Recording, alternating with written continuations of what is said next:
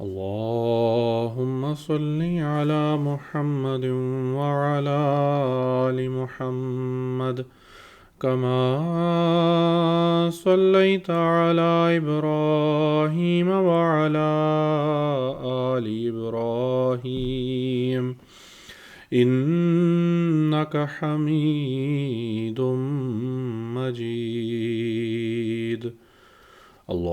اللهم بارك على محمد وعلى آل محمد كما باركت على إبراهيم وعلى آل إبراهيم إنك حميد مجيد. رمضان کے یہ بابرکت دن بڑی تیزی کے ساتھ گزرتے جا رہے ہیں، اور یا اس رمضان میں یا رمضان کے مہینے میں خاص طور پر انسان کی توجہ ہوتی ہے کہ ہر قسم کی نیکیاں جو ہیں وہ انسان بجا لائے اور ان سے خدا تعالیٰ قرب حاصل کرنے کی کوشش کرے، ان کے ذریعے سے خدا تعالیٰ قرب پانے کی، خدا تعالیٰ قرب حاصل کرنے کی کوشش کرے. ان نیکیوں میں سے ایک نیکی یا جس چیز کی طرف رمضان ہمیں توجہ دلاتا ہے وہ غرباء پروری بھی ہے، وہ خدا تعالیٰ کی راہ میں مال کے خرچ کرنا بھی ہے. حضرت عبید اللہ بن عبداللہ سے مروی ہے کہ ان ابن عباس رضی اللہ عنہما قال کان النبی صلی اللہ علیہ وسلم اجود الناس بالخیر وکان اجود ما یکون فی رمضان حین یلقاہ جبریل وکان جبریل علیہ السلام یلقاہ کل لیلۃ فی رمضان حتی ینسلخ یعرض علیہ النبی صلی اللہ علیہ وسلم القرآن فَإِذَا لَقِيَهُ جِبْرِيلُ عَلَيْهِ السَّلَامُ كَانَ أَجْوَدَ بِالْخَيْرِ مِنَ الرِّيحِ الْمُرْسَلَةِ. ان سے مروی ہے کہ حضرت ابن عباس رضی اللہ عنہما نے کہا کہ نبی کریم صلی اللہ علیہ وسلم اجود الناس بالخیر تھے، یعنی لوگوں میں نیکی میں یا نیکی میں سب سے زیادہ لوگوں میں زیادہ سخی تھے. اور وکانا اجودہ ما یکون فی رمضان، اور رمضان میں آپ اور زیادہ سخاوت کیا کرتے تھے. حضور صلی اللہ علیہ وسلم کی سخاوت کے اگر حال پڑھیں تو آپ اپنے پاس ویسے ہی کچھ نہیں رکھتے، سب کچھ بانٹ دیا کرتے تھے. لیکن اب اس بات کو اگر غور کریں کہ رمضان میں اگر آپ اور زیادہ ہو جاتے تھے تو کس قدر سخاوت کیا کرتے تھے.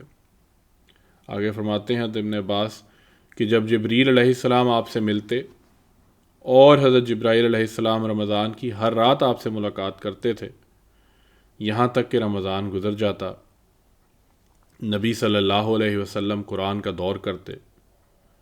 پھر فرمایا کہ جب حضرت جبرائیل علیہ السلام آپ سے ملتے تو نیکی میں یا سخاوت میں تیز چلنے والی ہوا سے بھی زیادہ آپ سخی تھے. تو اس قدر آپ بانٹتے تھے جس طرح سے تیز ہوا چلتی ہے.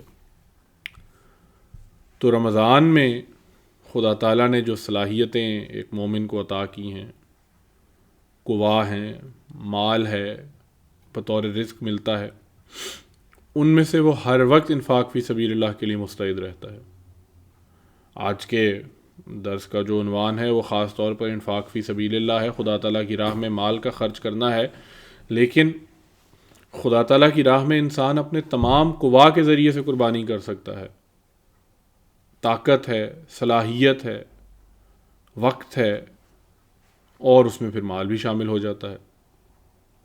اور یہ ساری چیزیں جب وہ روزہ رکھ کر اللہ کی راہ میں بھوک پیاس برداشت کر کے اپنے نفس کی قربانی کر رہا ہوتا ہے، راتوں کو بیدار رہ کر اپنی نیند کی قربانی کرتا ہے، اپنی زبان کو ذکر الہی اور دیگر تسبیحات میں خرچ کرتا ہے، اور اپنا مال بھی خرچ کر کے اللہ تعالیٰ کی مخلوق جو اس کی عیال کی حیثیت رکھتی ہے کی دیکھ بھال کرتا ہے. اور یوں صوفیاء کی خصوصیت بیان ہوتی ہے کہ کم کھانا، کم سونا اور کم بولنا پر عمل کر کے اہل صوفیاء میں داخل ہو رہا ہوتا ہے. مطلب یہ کہ صوفیاء کہا کرتے ہیں، یا صوفیاء کی وہ طریقہ کار یہ ہے کہ وہ کم کھاتے ہیں، کم سوتے ہیں اور کم بولتے ہیں. اور اس کے ذریعے سے جب وہ کم کھاتے ہیں تو وہ عبادت بھی مزید شغف سے کر سکتے ہیں. اگر رات کو انسان پیٹ بھر کر، بلکہ اچھی طرح سے پیٹ بھر کر سوئے تو صبح تہجد کے لیے اٹھنا ہی مشکل ہو جاتا ہے، نماز کے لیے اٹھنا ہی مشکل ہو جاتا ہے. حضرت خلیفۃ المسیح الخامس ایدہ اللہ تعالیٰ بیان فرماتے ہیں کہ رمضان کی برکات سے فیضیاب ہونے کے لیے اللہ تعالیٰ کی راہ میں خرچ کرنا بھی ایک ذریعہ ہے. اس لیے حضرت صلی اللہ علیہ وسلم کی سنت پر عمل کرتے ہوئے اس طرف بھی توجہ دینی چاہیے. اموال کی قربانی بھی تزکیہ نفس کے لیے ضروری ہے. اموال کی قربانی کیا ہے؟ خدا تعالیٰ قرآن کریم میں فرماتا ہے کہ لن تنالوا البر حتی تنفقوا مما تحبون، کہ تم ہرگز حقیقی نیکی کو اس وقت تک نہیں پا سکتے جب تک تم اس میں سے خرچ نہ کرو جو تمہیں محبوب ہو. مال کمانا، حاصل کرنا ہر ایک کو محبوب ہوتا ہے، ہر ایک کو پسند ہوتا ہے. تو جب تک اس سے قربانی نہیں کی جائے یا پسندیدہ چیز سے قربانی نہ کی جائے تب تک جو ہے وہ حقیقی نیکی انسان نہیں پا سکتا. کنز العمال میں یہ بھی ملتا ہے کہ حضرت صلی اللہ علیہ وسلم نے فرمایا کہ ان الصدقۃ لیطفئ غضب الرب، کہ صدقہ جو ہے وہ خدا تعالیٰ کے غضب کو دور کر دیتا ہے. پھر اور رمضان کا مقصد ہی خدا کے غضب سے دور ہونا ہے، خدا کے غضب سے جو ہے خدا تعالیٰ کی خوشنودی پانا ہے اور اس کے غضب سے دور ہونا ہے. اور صدقہ دے کر اس غضب سے دور رہنے کی رفتار میں تیزی آ سکتی ہے. رمضان میں صدقے کی بہت سی شکلیں ہیں.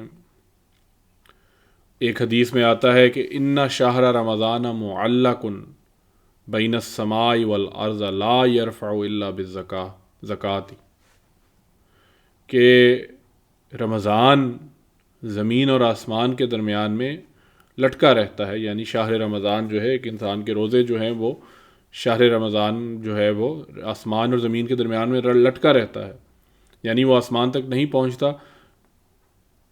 لا یرفع الا بالزکاۃ، وہ نہیں بلند ہوتا یا آسمان تک نہیں پہنچتا مگر زکوٰۃ کے ذریعے سے، مگر زکوٰۃ دینے سے.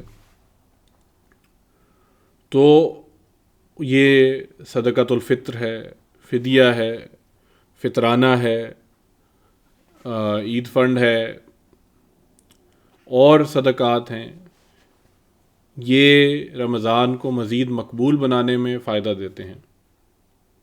یہاں پر خاص طور پر زکوٰۃ کا ذکر آیا ہے تو زکوٰۃ کے حوالے سے بھی میں عرض کر دوں، بعض دفعہ ہماری اس طرف توجہ نہیں رہتی، لیکن زکوٰۃ اسلام کے ارکان میں سے ایک ہے. کلمہ طیبہ، نماز، روزہ، زکوٰۃ، حج. زکوٰۃ کا چونکہ نصاب ہوتا ہے اس لیے وہ ہر ایک پر واجب بھی نہیں ہوتی، لیکن جو نصاب ہے وہ انشاءاللہ بھجوایا جا چکا ہوگا، یا اگر نہیں ابھی ہوا تو بھجوا دیا جائے گا کہ نصاب آپ نے کیلکولیٹ کیسے کرنا ہے. لیکن بہرحال زکوٰۃ اسلام کا ایک حصہ ہے، اور جن جن پر وہ فرض آتا ہے انہیں وہ ادا کرنی چاہیے، خواہ وہ مال ہو یعنی سیونگز ہوں، خواہ وہ سونا ہو، خواہ وہ چاندی ہو، اس سے چھٹکارا نہیں ہے. ہاں اس کے ساتھ ساتھ مزید قربانی کی خاطر رمضان میں اور قدم بڑھانا چاہیے.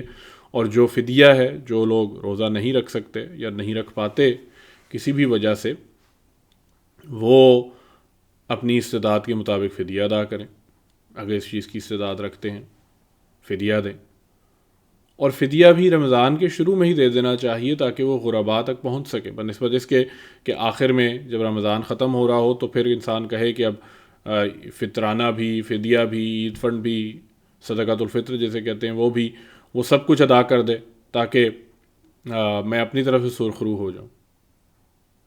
تو ہاں، ایک صورتحال یہ ہو سکتی ہے کہ انسان اگر بیمار ہو گیا رمضان کے آخر میں اور اس چیز کی استطاعت رکھتا ہے تو وہ بے شک جتنے روزے نہیں رکھ سکا اتنے روزوں کا فدیہ ادا کر دے، اگر استعداد ہے، اگر طاقت ہے اس چیز کی۔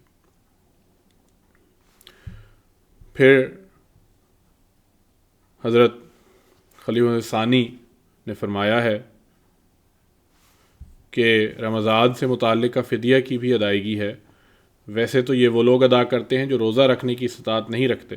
خلیفہ ثانی نے ایک جگہ بیان فرمایا تھا کہ اگر کوئی صاحب استطاعت ہیں اور وہ نیکی کمانا چاہتے ہیں، مزید نیکی کمانا چاہتے ہیں، تو وہ بھی فدیہ ادا کر سکتے ہیں۔ ایک ایکسٹرا نیکی کمانے والی بات ہے۔ تو پھر تحریک جدید اور وقف عید کی وعدہ جات ہیں، جو وعدہ مکمل کر لیتے ہیں، ان کے نام حضور کی خدمت میں بغرض دعا بھجوائے جاتے ہیں۔ اور بھی مالی قربانی کے حصے ہیں، مالی قربانی انسان اور بھی طرح سے کر سکتا ہے۔ حضرت خلیفۃ خلیفہ خامس ایدہ اللہ تعالیٰ بن نصر العزیز بیان فرماتے ہیں، مالی قربانی اصلاح نفس اور اللہ تعالیٰ کا قرب حاصل کرنے کے لیے بہت ضروری ہے۔ پس جماعت احمدیہ میں جو مختلف مالی قربانی کی تحریکات ہوتی ہیں، یہ اللہ کا قرب دلانے اور دلوں کو پاک کرنے کی کڑیاں ہیں۔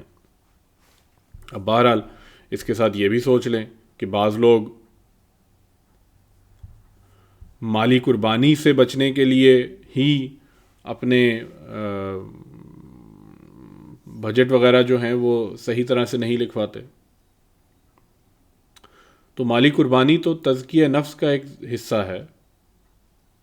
مالی قربانی سے تو تزکیہ نفس ہوتی ہے، انسان خدا تعالیٰ کے مزید قریب ہوتا ہے، اور وہ خدا تو سب کچھ جانتا ہے، وہ سب چیزوں کا جاننے والا ہے۔ تو بہرحال رمضان میں جہاں اور نیکیوں کی طرف بھی توجہ ہے، وہاں مالی قربانی کی بھی طرف بھی توجہ خاص طور پر کرنی چاہیے۔ صدقہ اور خیرات ہے، بچے چونکہ روزہ نہیں رکھ سکتے، لیکن بچوں کو جو ہے وہ صدقہ و خیرات کی طرف توجہ دلانی چاہیے کہ وہ صدقہ نکالیں، اپنی پاکٹ منی سے تھوڑا صدقہ نکالیں، یا پھر یہ ہے کہ جو اس طرح کے ڈونیشن سینٹرز ہیں جہاں پہ بچوں کے کپڑے ڈونیٹ ہوتے ہیں یا کھلونے ڈونیٹ ہوتے ہیں، تو وہاں پر بچوں کو ساتھ لے کر جا کر ڈونیٹ کریں، تاکہ بچوں کو بھی پتہ ہو کہ ہم نے بھی قربانی کرنی ہے، ہم بھی قربانی کر رہے ہیں، ہم بھی رمضان کا حصہ بن رہے ہیں، رمضان میں شامل ہو رہے ہیں۔ تو اس طرح سے تمام گھر میں ایک ماحول، ایک انوائرمنٹ بن جائے گا جس سے تمام گھر والے رمضان سے فائدہ اٹھانے والے ہوں گے۔ بس اللہ تعالیٰ ہم سب کو اس رواں رمضان سے بھرپور فیض اٹھانے کی توفیق عطا فرمائے، اور ہم ان نیکیوں کو بھی آئندہ جاری رکھنے والے ہوں۔ اللہم صلی علی محمد وعلی آل محمد وبارک وسلم انک حمید مجید۔